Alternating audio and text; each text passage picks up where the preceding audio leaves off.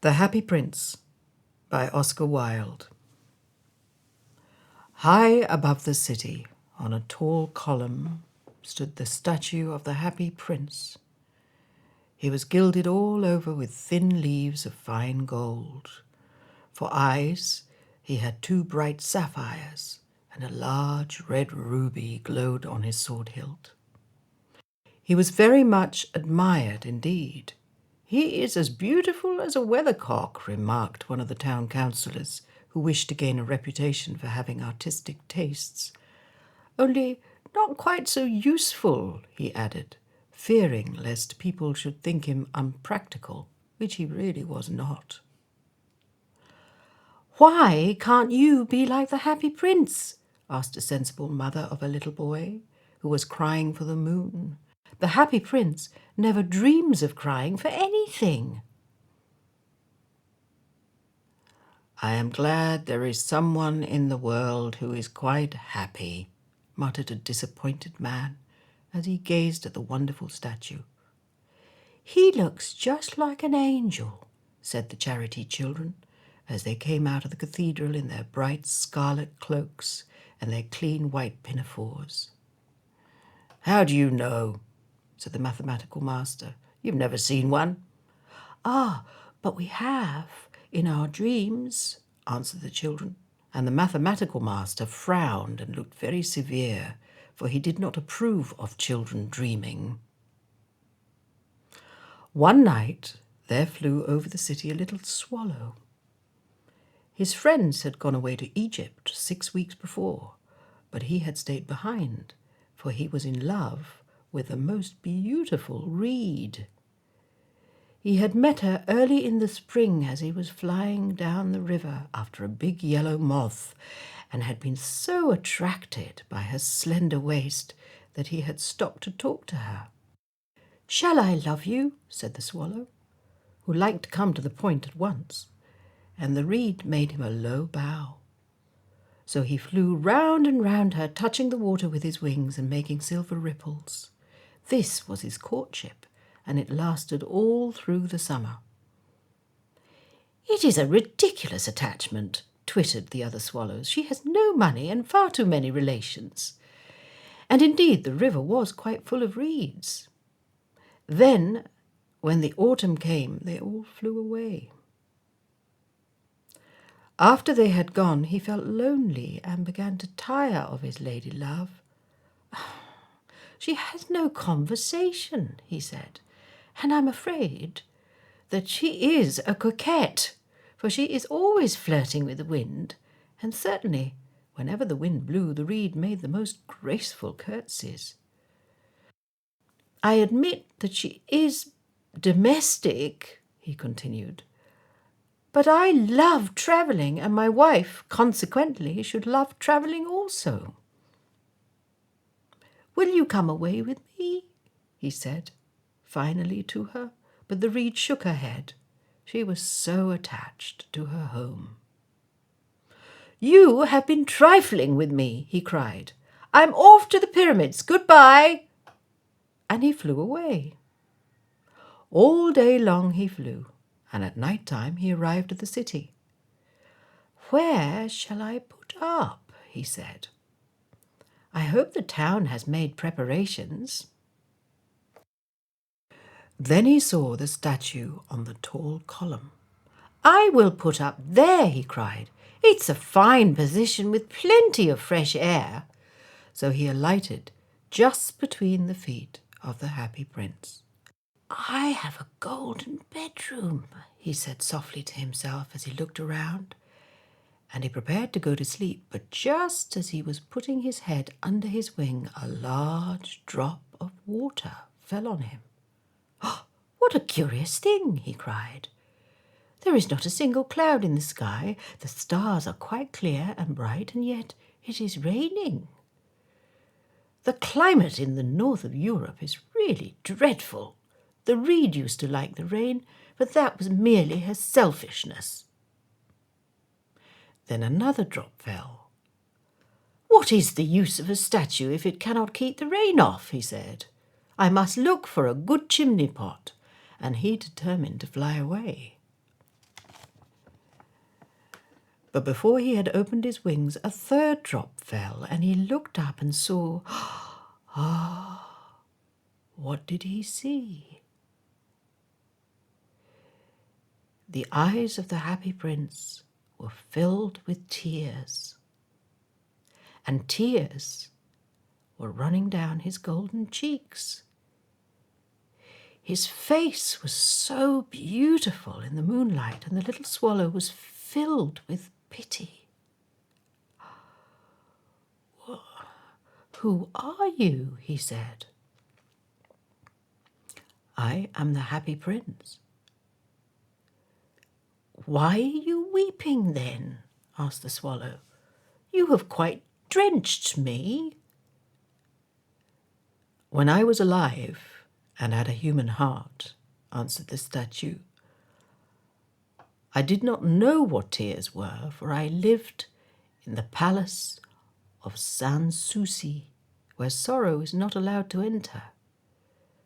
In the daytime I played with my companions in the garden, and in the evening I led the dance in the great hall. Round the garden ran a very lofty wall, but I never cared to ask what lay beyond it, and everything about me was so beautiful. My courtiers called me the happy prince, and happy indeed I was, if pleasure be happiness. So I lived, and so I died, and now I am dead. They have set me up here so high that I can see all the ugliness and all the misery of my city. And though my heart is made of lead, yet I cannot choose but weep." "What? Is it not solid gold?" said the swallow to himself. He was too polite to make any personal remarks out loud. "Far away," continued the statue in a low, musical voice, "far away, in a little street there is a poorhouse.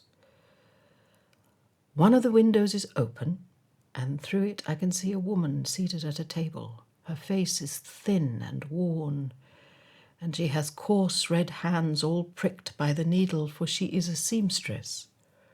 She is embroidering passion flowers on a satin gown for the loveliest of the Queen's maids of honour to wear at the next court ball. In a bed in the corner of the room her little boy is lying ill. He has a fever and is asking for oranges. His mother has nothing to give him but river water, so he is crying. Swallow, swallow, little swallow, will you not bring her the ruby out of my sword hilt? My feet are fastened to this pedestal. I cannot move." "I'm waited for in Egypt," said the swallow. "My friends are flying up and down the Nile and talking to the large lotus flowers. Soon they will go to sleep in the tomb of the great king. The king is there himself in his painted coffin. He is wrapped in yellow linen and embalmed with spices. Round his neck is a chain of pale green jade, and his hands are like withered leaves." "Swallow, swallow, little swallow," said the prince, "will you not stay with me one night and be my messenger? The boy is so thirsty, and the mother so sad." "I don't think I like boys," answered the swallow. "Last summer, when I was staying on the river, there were 2 rude boys, the miller's sons, who were always throwing stones at me. They never hit me, of course. We swallows fly far too well for that. And besides, I come of a family famous for its agility, but still, it was a mark of disrespect." But the happy prince looked so sad that the little swallow was sorry. "It's very cold here," he said, "but I will stay with you for one night and be your messenger." "Thank you, little swallow," said the prince. So the swallow picked out the great ruby from the prince's sword and flew away with it in his beak over the roofs of the town. He passed by the cathedral tower, where the white marble angels were sculpted. He passed the palace and heard the sound of dancing. A beautiful girl came out on the balcony with her lover. "How wonderful the stars are," he said to her, "and how wonderful is the power of love." "I hope my dress will be ready in time for the state ball," she answered. "I have ordered passion flowers to be embroidered on it, but the seamstresses are so lazy." He passed over the river and saw the lanterns hanging to the masts of the ships. He passed over the ghetto and saw the old Jews bargaining with each other and weighing out money in copper scales. At last he came to the poorhouse and looked in. The boy was tossing feverishly on his bed, and the mother had fallen asleep. She was so tired. In he hopped and laid the great ruby on the table beside the woman's thimble, and then he flew gently round the bed, fanning the boy's forehead with his wings. "Oh, how cool I feel," said the boy. "I must be getting better." And he sank into a delicious slumber. Then the swallow flew to the happy prince and told him what he had done. "It is curious," he remarked, "but I feel quite warm now, although it is so cold." "That is because you have done a good action," said the prince, and the little swallow began to think, and then he fell asleep. Thinking always made him sleepy. When day broke, he flew down to the river and had a bath. "What a remarkable phenomena," said the professor of ornithology as he was passing over the bridge. "A swallow in winter?" And he wrote a long letter about it to the local newspaper. Everyone quoted it. It was full of so many words that they could not understand. "Tonight I go to Egypt," said the swallow, and he was in high spirits at the prospect of it. He visited all the public monuments and sat a long time on top of the church steeple. Wherever he went, the sparrows chirruped and said to each other, "Oh, what a distinguished stranger!" And so he enjoyed himself very much. When the moon rose, he flew back to the happy prince. "Have you any commissions for Egypt?" he cried. "I am just starting." "Swallow, swallow, little swallow," said the prince, "will you not stay with me one night longer?" "I am awaited for in Egypt," answered the swallow. "Tomorrow my friends will fly up to the second cataract. The river horse couches there among the bulrushes, and on a great granite throne sits the god Memnon. All night long he watches the stars, and when the morning star shines, he utters one cry of joy, and then he is silent. At noon, the yellow lions come down to the water's edge to drink. They have eyes like green beryls, and their roar is louder than the roar of the cataract." "Swallow, swallow, little swallow," said the prince, "far away across the city, I see a young man in a garret. He's leaning over a desk covered with papers, and in a tumbler by his side there is a bunch of withered violets. His hair is brown and crisp, and his lips are red as a pomegranate, and he has large and dreamy eyes. He is trying to finish a play for the director of the theatre, but he is too cold to write any more. There is no fire in the grate, and hunger has made him faint." "I will wait with you one night longer," said the swallow, who really had a good heart. "Shall I take him another ruby?" "Alas, I have no ruby now," said the prince. "My eyes are all that I have left. They are made of rare sapphires, which were brought out of India 1,000 years ago. Pluck out one of them and take it to them. He will sell it to the jeweller and buy food and firewood and finish his play." "Dear prince," said the swallow, "I cannot do that." And he began to weep. "Swallow, swallow, little swallow," said the prince. Do as I command you." So the swallow plucked out the prince's eye and flew away to the student's garret. It was easy enough to get in, as there was a hole in the roof. Through this he darted and came into the room. The young man had his head buried in his hands, so he did not hear the flutter of the bird's wings, and when he looked up, he found the beautiful sapphire lying on the withered violets. "I'm beginning to be appreciated," he cried. "This is from some great admirer. Now I can finish my play." And he looked quite happy. The next day the swallow flew down to the harbour. He sat on the mast of a large vessel and watched the sailors hauling big chests out of the hold with ropes. "Heave-a-ho!" they shouted as each chest came up.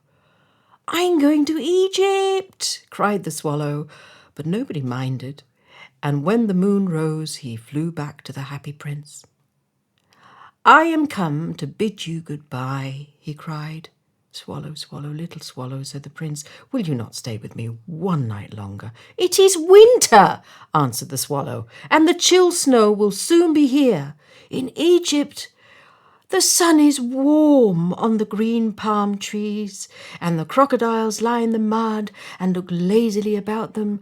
My companions are building a nest in the temple of Baalbec, and the pink and white doves are watching them and cooing to each other. Dear prince, I must leave you, but I will never forget you.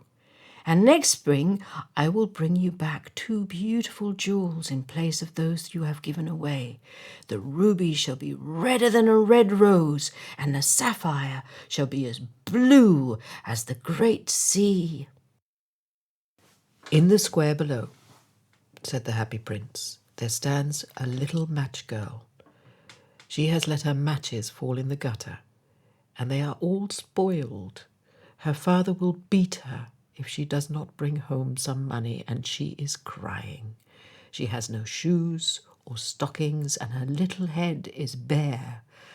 Pluck out my other eye and give it to her, and her father will not beat her."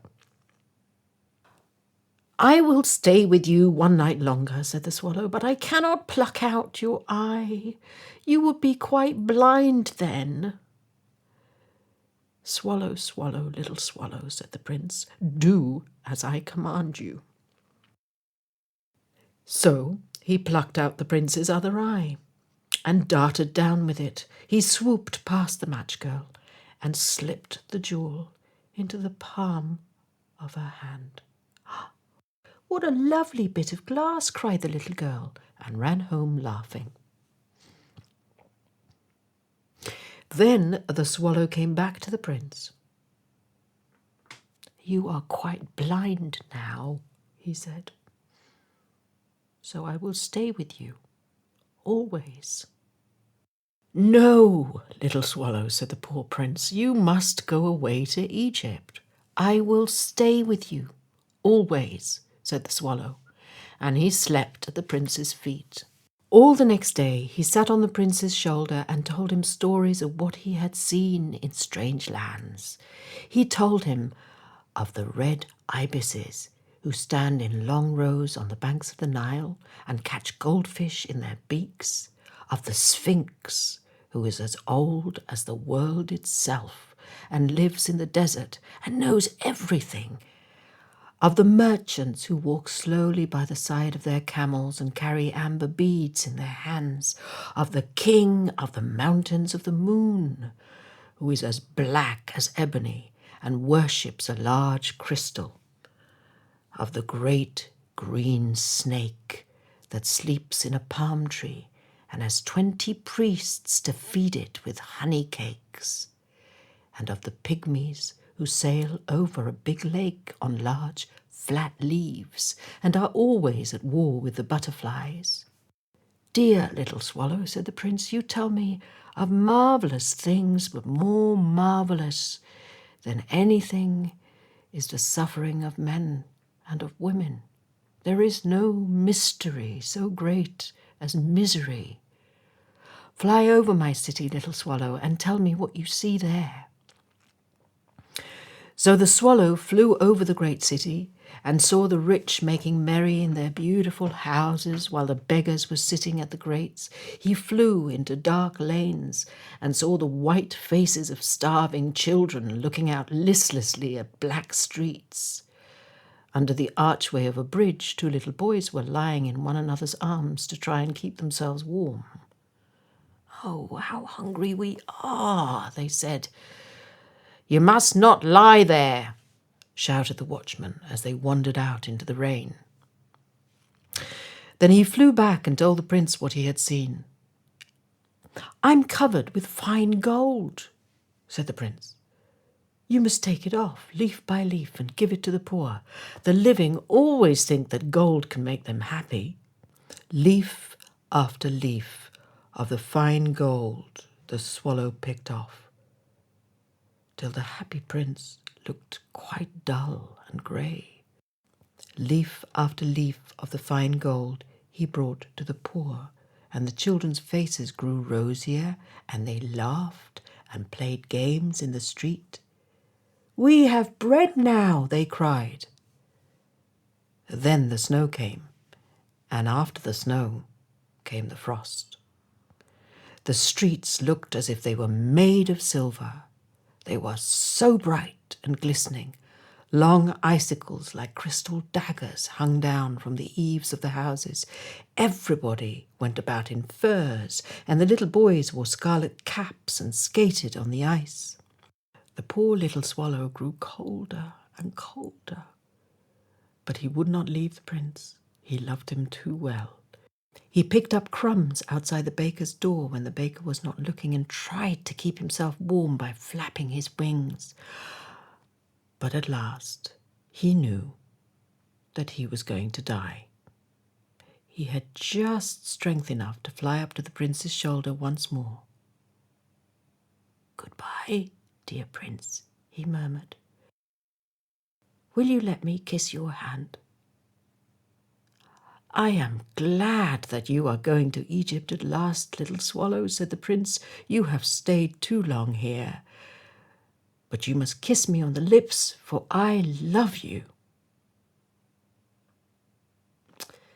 "It is not to Egypt that I am going," said the swallow. "I am going to the house of death.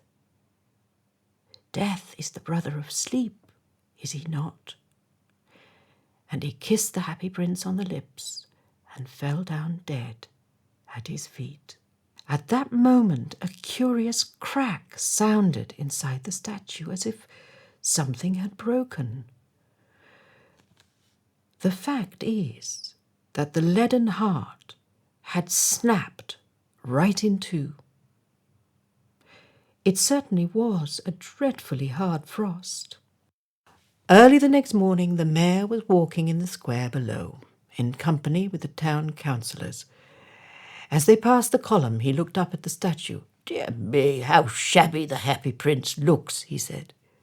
"How shabby indeed," cried the town councillors, who always agreed with the mayor, and they went up to look at it. "The ruby has fallen out of his sword, and his eyes are gone, and he is golden no longer," said the mayor. "In fact, he is little better than a beggar." "Little better than a beggar," said the town councillors. "And here is actually a dead bird at his feet," continued the mayor. "We must really issue a proclamation that birds are not allowed to die here." And the town clerk made a note of his suggestion. So they pulled down the statue of the happy prince. "As he is no longer beautiful, he is no longer useful," said the art professor at the university. Then they melted the statue in a furnace, and the mayor held a meeting of the corporation to decide what was to be done with the metal. "We must have another statue, of course," he said, "and it shall be a statue of myself." "Of myself," said each of the town councillors as they quarrelled. When I last heard of them, they were quarrelling still. "What a strange thing," said the overseer of the workmen at the foundry. "This broken lead heart will not melt in the furnace. We must throw it away." So they threw it on a dust heap, where the dead swallow was also lying. "Bring me the two most precious things in the city," said God to one of his angels. And the angel brought him the leaden heart and the dead bird. "You have rightly chosen," said God, "for in my garden of paradise this little bird shall sing for evermore, and in my city of gold the happy prince shall praise me."